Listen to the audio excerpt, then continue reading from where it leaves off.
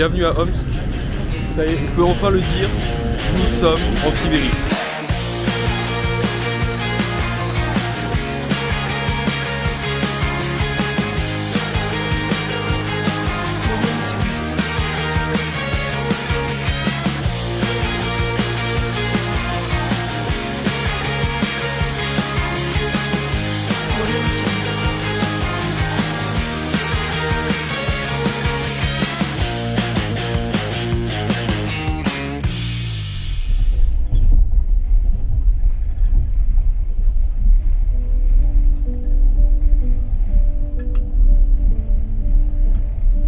Après 12 heures de train et près de 800 km parcourus, nous approchons de notre nouvelle destination, Omsk, en Sibérie occidentale et non loin de la frontière kazakh. Malheureusement, pas de drone pour cette vidéo, car l'aéroport étant trop proche, le drone ne pouvait pas décoller. Tout compte fait, voici dès à présent un résumé de notre escale de 24 heures dans cette charmante ville. Bon visionnage.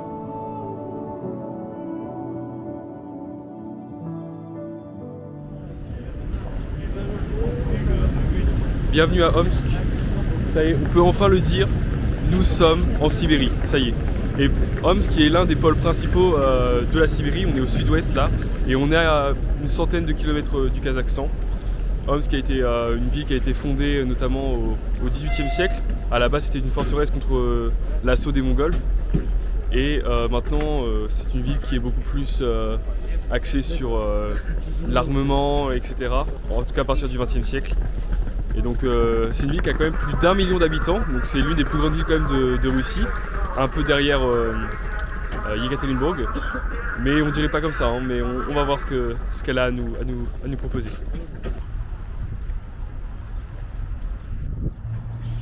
Petite statue de Lénine pour faire plaisir. Apparemment les pigeons se sont bien gavés.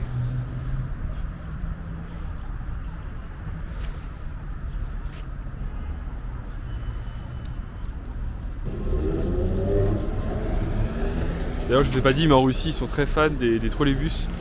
Ils en ont partout, surtout dans les plus petites villes. À Moscou c'est un peu plus rare d'en voir.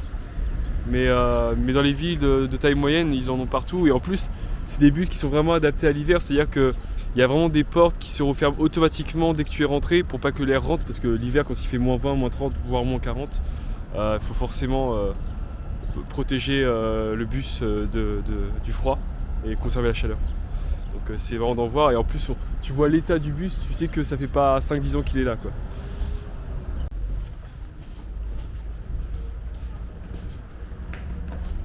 Tout a l'air abandonné par endroits. Là on se dirige vers l'auberge jeunesse pour déposer nos affaires comme la dernière fois, en espérant qu'ils acceptent cette fois-ci aussi.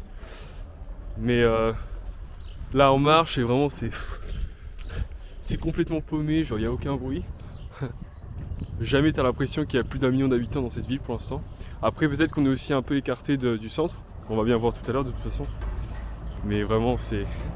On disait avec Victor qu'on a l'impression que c'est un peu le genre d'endroit où tu trouves des Russes en tenue Adidas, en train de boire de la vodka. En tout cas une chose est sûre, toujours un beau temps.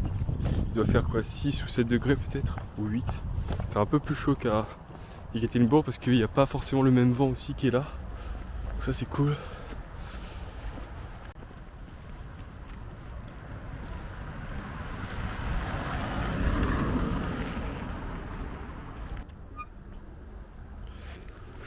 Hop. Oh, on s'amuse trop ici. Il n'y a personne, c'est ouf. Mais en même temps on est en vacances ici en Russie, c'est le prolongement des jours fériés. Et apparemment les Russes partent souvent en vacances non loin de chez eux, dans les dachas ou avec leur famille. Donc les enfants, personne n'est là en fait. C'est peut-être pour ça aussi. On est bien arrivé à l'hôtel là.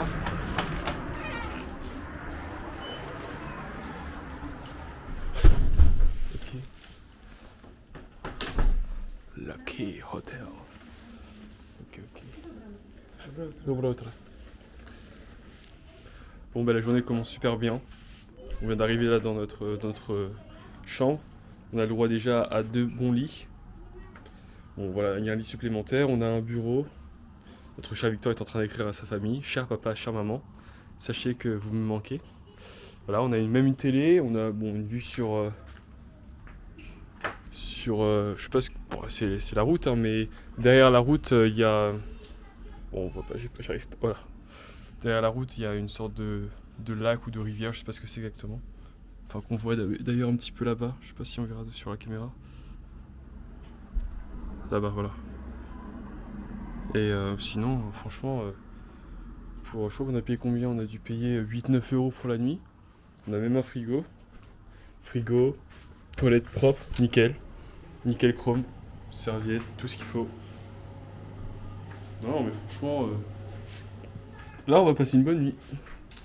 On va vraiment passer une bonne nuit. Déjà que c'était bien dans le premier hôtel, dans la première auberge. Là c'est pas une auberge, c'est vraiment un hôtel. Mais c'est cool, franchement nice. Apparemment cet hôtel est tellement bien que les gens ils jettent des pierres dessus parce qu'ils veulent rentrer à l'intérieur. C'est ouf hein, mais heureusement on est protégé, c'est un double vitrage.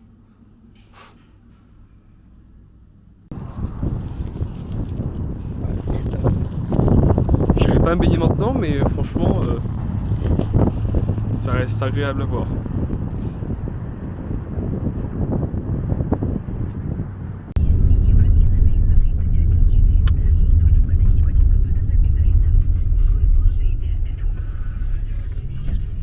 Radio Sibir, radio de Sibérie, attention.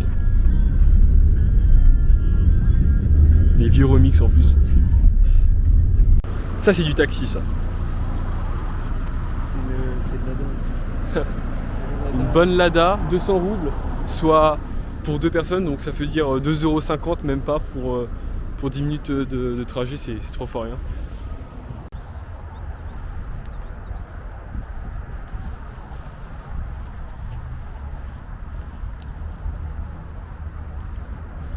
Les brochettes, chachlik. On fait des petits chachliks, ouais c'est vrai, on pourrait se faire un petit barbecue là.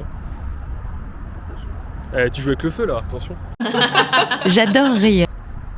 Est-ce que là on a l'impression d'être en Sibérie, honnêtement? Bon certes il fait que 5 degrés, on est en mai, mais... La vraie différence avec Moscou, c'est qu'il n'y a pas des flics de partout. C'est vrai, il n'y a pas du tout de flics. Parce qu'il n'y a pas de délinquants en Sibérie. Parce que si t'es délinquant ici, tu vas directement au goulag, c'est à quelques kilomètres d'ici, donc tu fais pas le malin.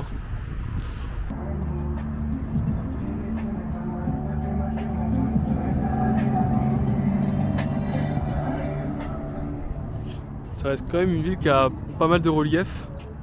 C'est assez agréable parce que, contrairement à Moscou par exemple, ou Saint-Pétersbourg, où les villes, ou en tout cas les bâtiments sont très hauts, ici on peut voir au loin. Et d'ailleurs les bâtiments sont assez jolis.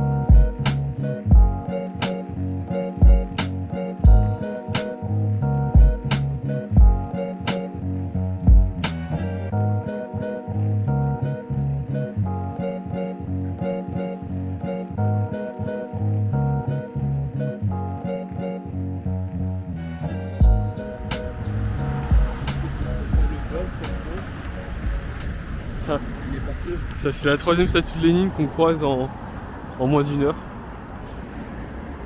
Cette fois-ci les pigeons ne lui ont pas déféqué sur la tête.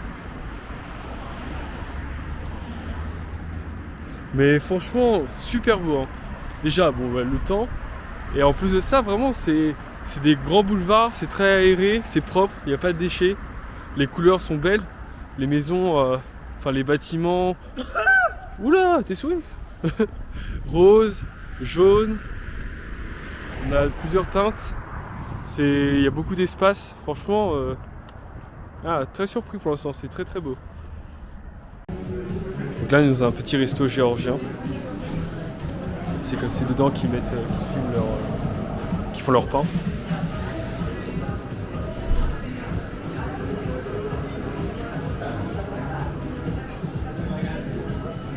Franchement, la déco est superbe.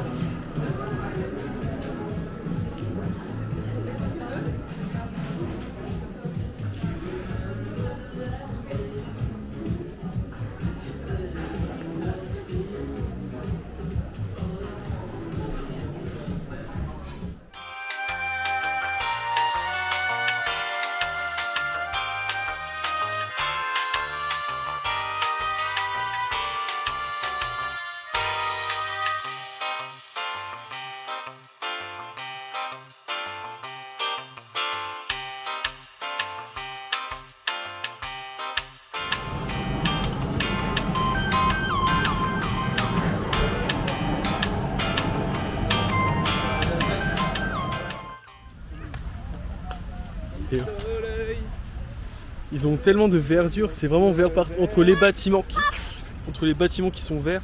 Enfin, le gosse allait me foncer dessus. Entre les bâtiments qui sont tous verts à peu près, plus la verdure, ça fait vraiment, on dirait que c'est une ville verte. Et c'est vraiment reposant. C'est calme, les enfants sont dehors, il fait beau, il fait chaud. Non, il fait pas chaud. Il fait beau et les oiseaux chantent. Non, franchement, c'est... Tout est bien fait, c'est propre. Tout est bien aménagé.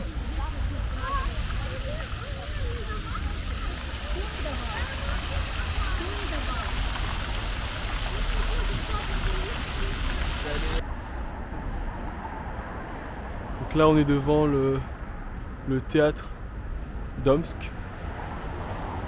qui est vraiment très beau aussi. Et c'est ce que je disais juste à l'instant, c'est... En fait, il y a ce vert un peu partout, c'est plusieurs teintes différentes, plusieurs nuances de vert finalement, 50 nuances de vert. Peut-être que ça serait le titre que je donnerais à cette ville, Omsk, 50 nuances de vert. Parce que c'est vrai que finalement, il y a du vert partout. C'est peut-être la couleur emblématique de cette ville. Mais en tout cas, ça lui va très bien. Ça lui va très bien. Et l'architecture me fait aussi penser à celle de Saint-Pétersbourg. Ceux qui avaient vu ma vidéo quand j'étais parti là-bas, peut-être que vous serez d'accord avec moi. Il y a toutes ces sculptures blanches sur les côtés, les colonnes. On a vraiment un art qui est assez similaire en fait. Ouais.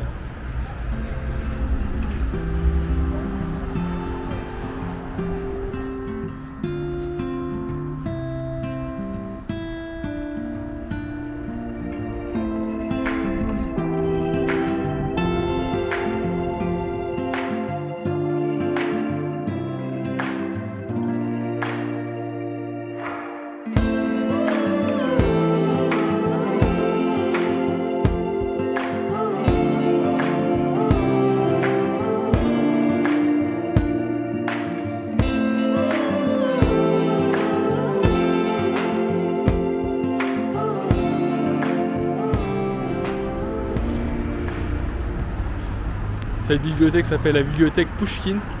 Alors la question c'est est-ce que c'est parce que Pouchkine a étudié ici ou est-ce que c'est juste de son nom?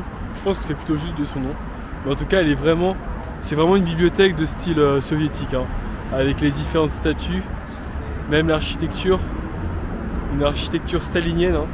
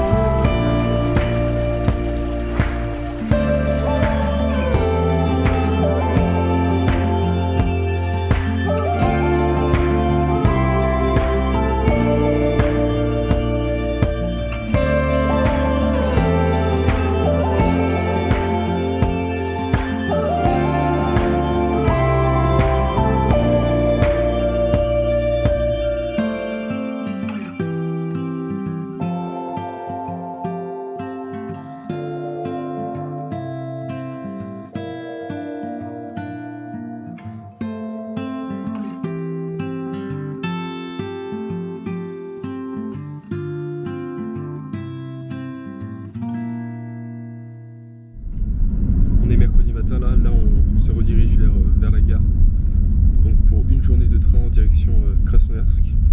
Et donc à la base, on devait repartir à pied de là où on était jusqu'à la gare. Mais on a loupé le réveil. Donc heureusement qu'ici les taxis ne coûtent 3 fois rien. Ce jour-là de notre hôtel qui était quand même bien excentré par rapport à la gare. Il faut à peu près plus de 10 minutes en taxi. Et ça nous fait seulement 170 roubles. Donc ça fait quoi, 2 euros pour 2, donc ça fait 1 euro par personne. C'est ça, 80 euros. 80 roubles. Ah ouais, carrément. Je pense que c'est plutôt 80 roubles pour 2, donc ça fait vraiment 50 centimes par personne. Donc après là je crois que ça doit faire quoi, 7-8 minutes de trajet. Mais bref, c'est 3 fois rien. Donc heureusement qu'ils sont là les taxis parce que sinon là on aurait été bien embêtés.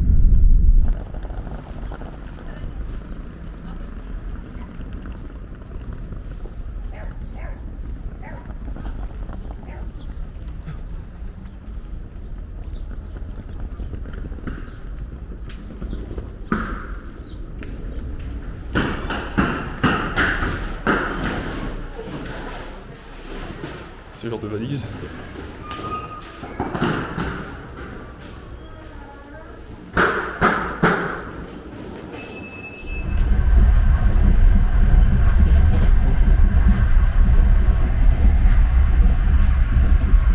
Rêveur. C'est beau. Est-ce que je vous ai dit que Omsk était une ville magnifique? Je crois qu'on ne l'a pas dit assez. Non mais là donc on est dans le train direction Krasnoyarsk. On arrive demain matin, donc en fait on a à peu près 24 heures de train. Je crois qu'on a 21h ou 22 heures de train. Donc on va pouvoir profiter de toute la journée pour contempler ce paysage qui ne change pas pour l'instant, mais qui est intéressant. Oui. Alors pour la petite histoire, en fait apparemment c'est vraiment tout ça c'était des immenses marais. On voit par moments encore des grandes flaques, C'est vrai. des grands petits lacs. Et ce que disaient les glaciers, c'est des immenses marais. Et les années, je sais pas trop, on a séché ces places-là. Et il y a eu aussi pas mal apparemment de feux de forêt. Ouais, ça c'est ce que j'ai pu entendre aussi. Ces endroits-là. Donc pour la petite histoire. C'était la petite histoire du jour. Voilà. Allez, on se retrouve demain à Krasnoyarsk. Oh, un ours, ouais, c'est vrai que j'avais pas fait gaffe. Et l'herbe morte aussi qui brûle. Et du coup ça va faire un engrais pour toutes les nouvelles pousses qui vont pousser. Là je pense que dans un mois c'est tout vert ici. Ça sent le cramé là. Oh.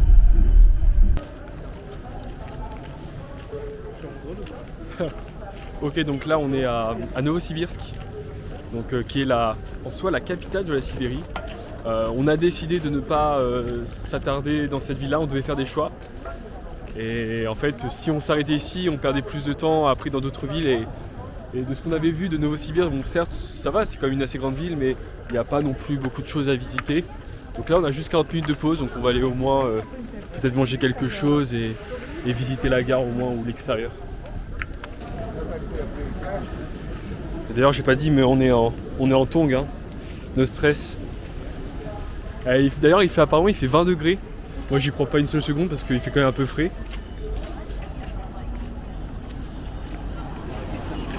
Ouais, 15 degrés ça me paraît plus logique déjà. Mais même 15 hein, il fait frais hein.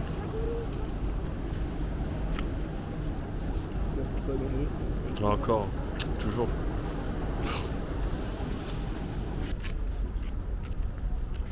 Vu qu'on a que 30-40 minutes, je pense qu'on va se manger un bon shawarma, un bon petit kebab, tranquillement.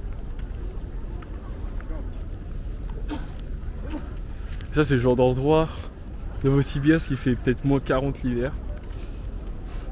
Donc on n'arrive pas à imaginer quand tu vois que tout est sec.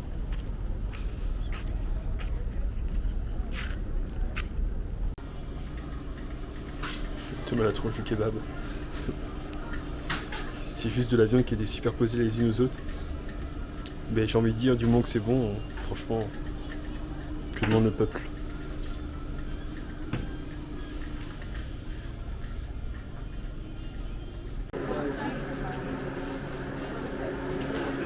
Voilà ce que certaines femmes vendent à certains arrêts de gare, du poisson séché. C'est là qu'on voit qu'on arrive vraiment en Sibérie, quoi. C'est le genre de choses qui se conservent aussi l'hiver.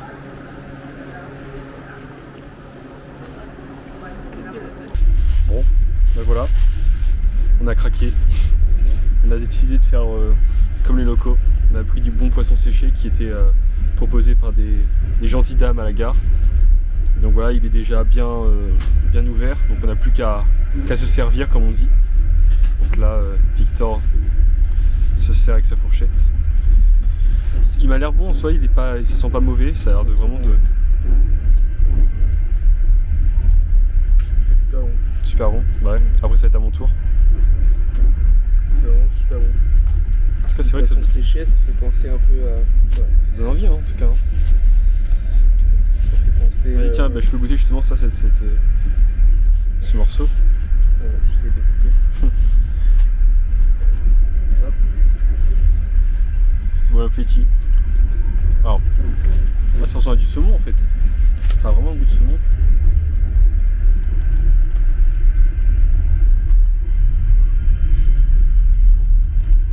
Ça va comme ça. Ouais. Ça a vraiment un goût de saumon, mais juste avec un petit peu moins de saveur. Un peu moins iodé peut-être. Mais super bon. Très très bon. Je m'étonne dimanche. Là, bah ouais déjà. On sent vraiment le goût de la mer aussi. Hein. On sent un petit peu le. Il est quelle heure ? Il est 16h42, donc maintenant on a 5 heures d'écart avec la France. En soi en France il est 11h42 là, donc c'est le repas du midi, hein, c'est le déjeuner. Et franchement, c'est bon en plus pour la santé j'imagine, donc ouais, c'est sympa. Certes il y a un peu d'odeur, mais en soi